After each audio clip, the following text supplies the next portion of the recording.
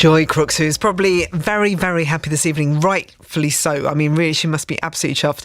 Nominated for the Brits Rising Star Award and then came fourth on the BBC Sound Poll and is now on the shortlist for the 2022 Mercury Prize. If you want to listen to her, check her album out, because obviously a lot of people think it's very good. It's called Skin, and that was Joy Crooks, the session she did for this show and When You Were Mine. We have an update on the Eleanor pronunciation. Scott, hi Scott. We have an Eleanor in our life. She's 13 years old and she has just started the summer holidays with the trip to Bristol, bright lights, big city, which included getting her nose pierced. So enjoying the summer holidays, and we definitely pronounce her name Eleanor. There you go. So hi to you. Thank you. We have on the way Emma Bullimore. She's going to tell us about some of the great television things that are coming our way. So if you're at the moment in a bit of a drought, not sure entirely what to watch, she's going to save the day. Right now it's Radio 2 on the BBC Sounds app, on your smart speaker and on 88 to 91 FM.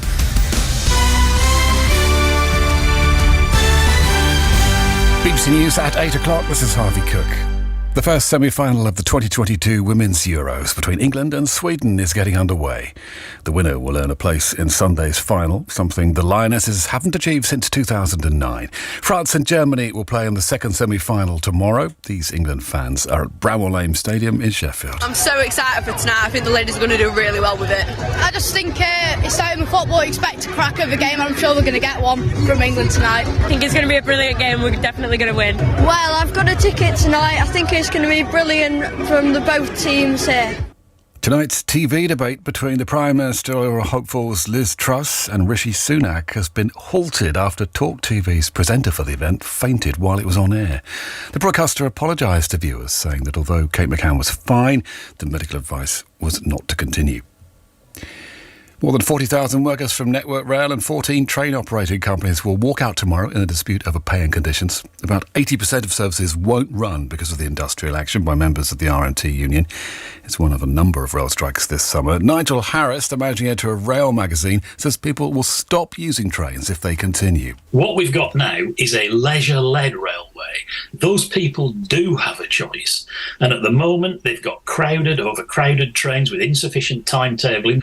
And these people will not continue to choose the railway if it is rampantly unreliable or not running at all. So the urgency to get this sorted in the new leisure-led railway is crucial. The International Monetary Fund has warned that the world may soon be teetering on the edge of a global recession because of high inflation and the effects of the war in Ukraine.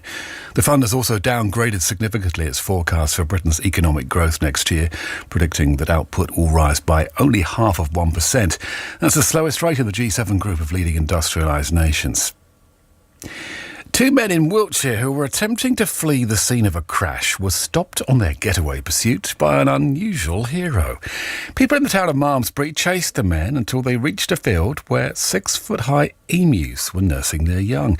It was enough to stop them in their tracks, and police soon arrived to arrest one of the men on suspicion of dangerous driving. Dean Wade saw the encounter. I thought, there's no way that's happening. They're not getting away with this. So I followed them through fields, becks, trees, people's gardens, allotments, crawling through bushes, the whole 9 yards.